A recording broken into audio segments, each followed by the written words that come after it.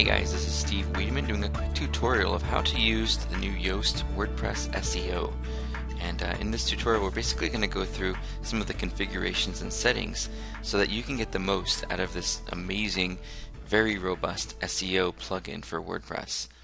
The first thing that I've selected over on the sidebar down here, once you've installed this plugin, the first thing that I've selected is the actual top SEO link. And here in this SEO, I can select a few different options. The first of which is meta keywords tag. Now I know Google is ignoring this tag, but there are other search engines out there that are meta crawler engines that will actually take a lot of that information to help define what your website is about. And when those websites define what you're about, guess what? Googlebot is probably going to crawl through those websites as well. So indirectly, Google may eventually, as they're crawling through the web, pick up some of these tags, through websites that have already categorized your website. The next option that you see down here is disable date snippet in preview for post. Now the only reason I could see that you would want to do this is if you don't want the date to show up in Google search results. One of the reasons I would keep this on here is because a lot of people like to see fresh content on search. So if you're able to leave this in, people will see the date in the search results and know that your information is up to date, newest, freshest, and out there. So for me, I'm going to go ahead and leave that one. Disable the advanced part of the WordPress SEO meta box.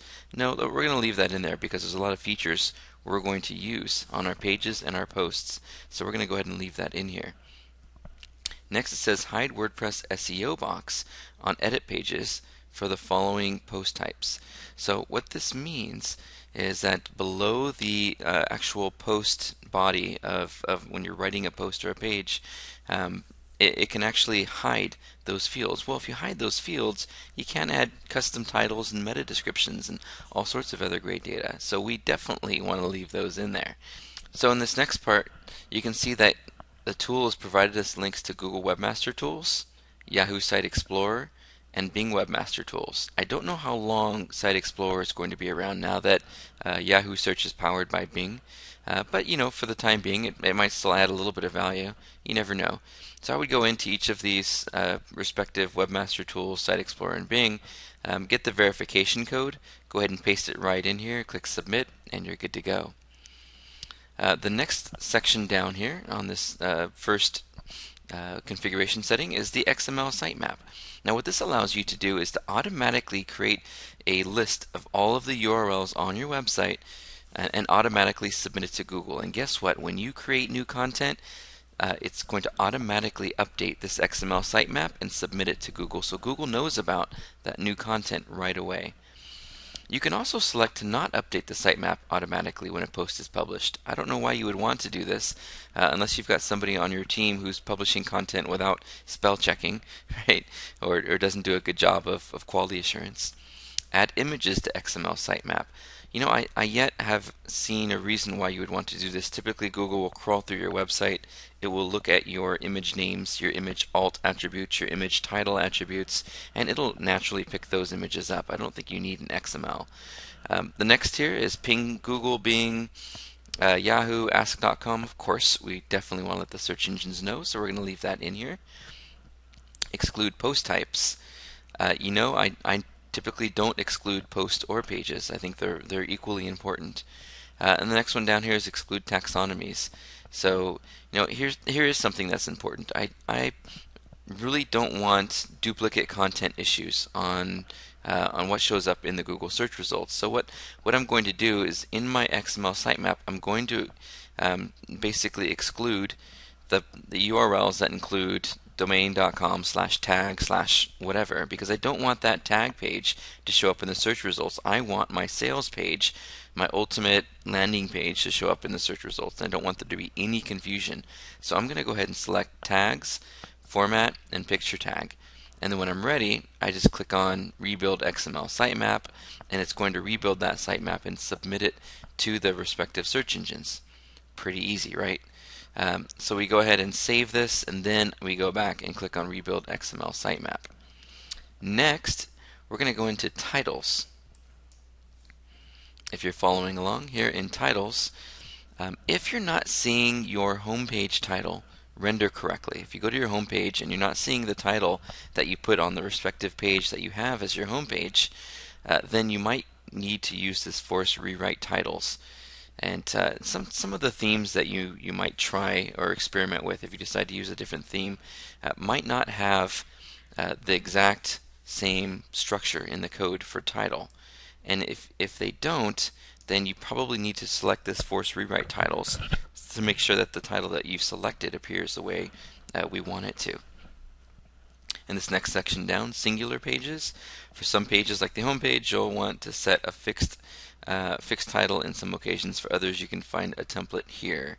So as you go down the list here, there's different ways that you can use some of these commands, some of these codes, to have specific information show up in titles and meta descriptions.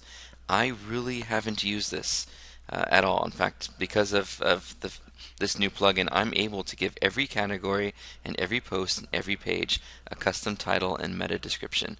So unless you've got somebody who's just throwing content together on the fly and you want to have at least some reasonable content in there, you would want to use these. But for the most part, make it a protocol that when you create content, whether it's a category, a page, a post, whatever that happens to be, use those custom fields. Not here, but in the actual post or page. Let's go to indexation. This is the next option down here. If you're new to this, and you probably are, you may want to leave in this verbose explanations of settings. For those of us who have done this over and over and over again, we typically select this little box and it hides some of the information. Let's go ahead and leave it open for now. So there's this feature, and again, you probably need a developer or a programmer to help you with this piece. It gets a little bit complicated. It means that you have to create an application in Facebook and do some neat little customizations to get this to work the way you'd want it to work. It's not rocket science, but it does take a little bit of comfort with doing some very simple coding.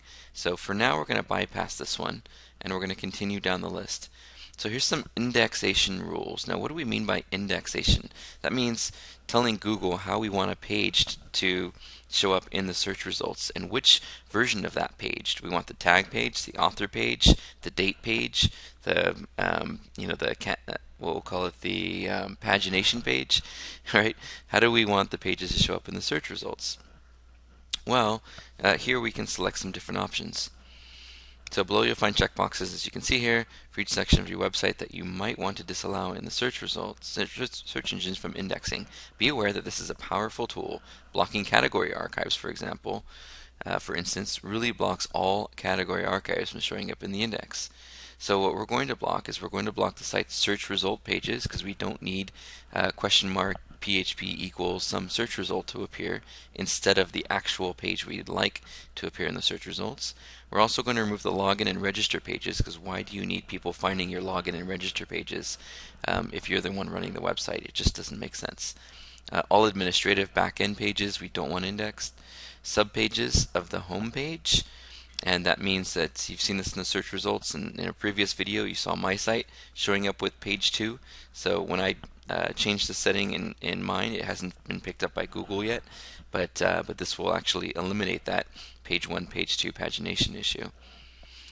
Author archives, date-based, and tag archives are also going to be selected because those create additional duplicate content issues. Category I'm going to leave in there because I really want my categories to appear, and it can be a scary thing if you remove them.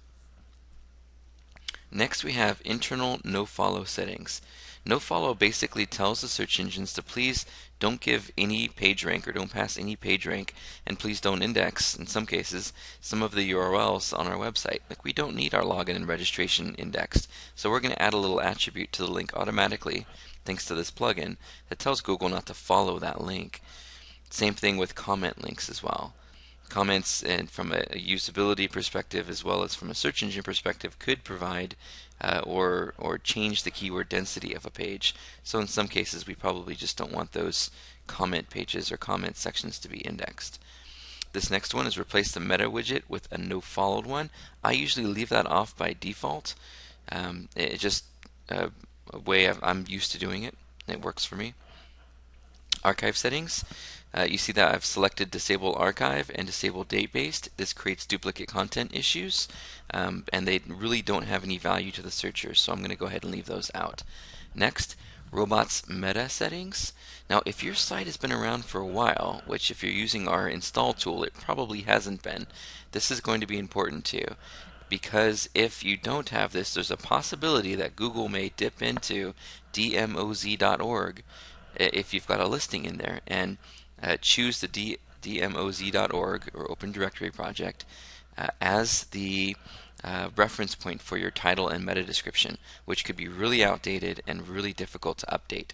So for all intents and purposes for what we're doing with our program, we're going to go ahead and leave these unselected. But if you did have an older website and you decide to use this tool, if you're watching this tutorial and you're not planning on using our service, you most likely want to use these additional fields. Let's keep going down. Clean up the head section. I love this because it reduces the amount of code that gets returned in the browser in our page. So what I like to do is just select all of them, and it just basically hides them. There's no real value in having those additional fields, so I just have them removed altogether. Click on Save when you're ready to go, and you should be good to go. Oh, by the way, RSS links. I want my RSS links indexed. I would absolutely love to have more visibility to those RSS links, especially if other websites decide to aggregate them. Let's move on to the next one, permalinks. So in permalinks, let's go back into the verbose explanations. One of the things that I want to do right away is strip the category base. So what this does is it ensures that the word category doesn't appear. For whatever reason, WordPress likes to slap in the word category when you're referring to content and you're going actually to a section on your website. It actually puts the word category in your URL. It's useless. It creates a level deep that you don't need, and it doesn't have any real value. So we usually strip that out. It replaces the plugin top level categories if you've used that plugin in the past. Now, I don't use this enforced trailing slash because I actually use, you see if you see a permalink with your post.html, it's important. So what I do is I remove the enforced trailing slash if it's selected, because I actually put a .html extension on my posts and my pages, and this is something that isn't part of the Yoast plugin. It's going to be part of another video where I discuss adding HTML to the end of pages, so I don't use this particular feature. If you don't use the add HTML to pages feature, this would be important. Redirect attachment URLs to the parent post URLs. As you can see here, attachments to posts are stored in the database as posts, which means they're actually accessible under their own URLs. Well, we don't want that. We want the user to go actually back to our website and not just steal our images or link and embed our images. We want them to go to the post URL. And the next one is redirect ugly URLs to clean permalinks. Yeah, and as you can see here, it's not recommended. We've already configured our WordPress to manage that for us, so we're going to leave that unselected. Force transport for canonical settings. For me, I just leave it default. I've never had an issue with leaving it as default. And what that's going to do is going to allow, if Google decides to pick up a different version of our URL with parameters on the end of that URL, this basically strips it and makes sure it ensures that Google only indexes one version of that page, so that we don't later on have duplicate content issues. Really great feature of Yoast. Let's continue going down to internal links. Under internal links, one of the things that I like to have, which are important to me, are these breadcrumbs. And breadcrumbs are great because they do a few different things. They allow the user and the search engine to navigate through the website from the page they're on to the category to the home page, but they also allow for your actual category to show up in Google search results in the URL. And I don't have an example on the top of my head, but when you do a search, instead of just seeing the title and the description in the search results followed by www.some website / something / page name, you're actually going to see www.website and a little arrow that's the symbol for the arrow, by the way, a little arrow, and then you're going to see the category with a link so that the user can actually click on the category in Google search results, or they can click on the title and go directly to the page. So breadcrumbs are a great way to give the users additional options and to create intuitive navigation for them and for the search engines. Remove blog page from breadcrumbs. No, I like having the blog page in my breadcrumbs, so I'm going to leave it in there. Taxonomy to show for breadcrumbs. I like to leave it by default. You can also bold the last page in the breadcrumb, which is the current page that you're on. I don't really see too much value in that. I've usually left that out. I know some people just try to overemphasize keywords, and I don't want to feel spammy, so I leave it off. Try to add automatically. If you're not seeing the breadcrumbs show up, you can click this, and if you still don't see it show up on the page, then deselect it and have your programmer, developer, webmaster paste this little snippet of code into the actual template file, which you can go to under Appearance and Editor, and you would edit single.php and page.php. Click on Update Changes, and we'll move down to the next one. RSS, or really simple syndication. So we can choose to not index the comment RSS feeds. I don't mind if my comments get picked up by other websites. I think that's great. Hopefully my comments are all great. They're moderated anyway. And so we can leave that in there. I like to leave it in there. No index all RSS feeds. Yeah, I wouldn't do that. And Yoast discourages that as well. Next one, ping the search engines with feed on a new post. This will ping the search engines that your RSS feed has been updated. You know what? That's a good one. Let's go ahead and leave that in there. Why not? Content of your RSS feed. So you can actually put in some parameters. So when somebody does pick up your RSS feed in their Google Reader, in any of the reader programs that they decide, the user decides is the easiest way to read and get updates on your content, this will show up before and after that content. And then here's some shortcuts that you can use in this. I really don't have a preference on this, so I'm going to leave it alone for now, but talk to your webmaster, come up with some really neat ideas. You probably could put some promotional information here at the bottom. I don't recommend putting too much at the top because you want them to get to your content as quickly as possible. Save your changes, and we'll move down to the next item, which is import and export. So here, this is a feature you're really going to like if you are migrating your own website and you've had, let's just say you've had the all-in-one SEO pack installed, right? You have all-in-one SEO pack and you need to transfer all of those titles and descriptions and keywords over to the Yoast plugin. Because it's, obviously if you decide to migrate a website and you leave out the all-in-one SEO pack and you migrate over everything, you're going to lose all of your titles and descriptions and keywords. So this allows you, as long as you still have all-in-one installed, it allows you to simply transfer all of that information in one click. And you can delete all of the legacy data as well from the database if you'd like. So go ahead and do that, click on import, and you're good to go. Not real familiar with Headspace 2, so I'm fortunately don't have much to tell you about that. Import settings from other plugins. So I mentioned earlier some of the plugins that this plugin replaces, Robots Meta being one of them. Not real familiar with RSS Footer. Import from Yoast Breadcrumbs. Again, this plugin replaces Yoast Breadcrumbs, so you could do that as well if you have settings already in place. For our installer program at the Business Blog Installer, this isn't going to be relevant because we're starting anew. Export your WordPress SEO settings here. So if you decide you want to have the same configurations on a new website when you migrate over, you can export your settings. And here is another favorite feature of mine, edit files. I don't know what this error is all about. Probably some permission issues. On edit files, you're going to be able to edit your robots.txt file to tell the search engines where to go and where not to go, and your htaccess file. I don't have permission on ours at this moment. I have to go in there and change the permissions. By default, you should be able to, depending on your hosting company, go in and edit those files quickly and easily using this edit files feature. Just be very careful, because that htaccess file could really break your website if you don't know what you're doing. And that is the Yoast SEO settings for the Yoast SEO for WordPress plugin. My name is Steve Wiedemann. Hopefully you'll give our site a look. Take a look at what we're doing at Ye Olde blog, business blog installer. We're doing some pretty awesome stuff here. We've got this program that pre-configures and sets up everything for you.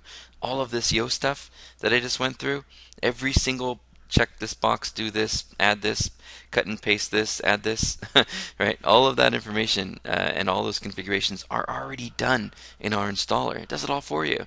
So before you go back through this video and pause and stop and pause and stop and do it all for yourself, consider just spending a couple bucks and just having the installer do it for you. I think you'll really appreciate the speed and the efficiency of what our program does. Anyway, my name is Steve Wiedemann. Thanks so much for watching, and hope to hear from you soon.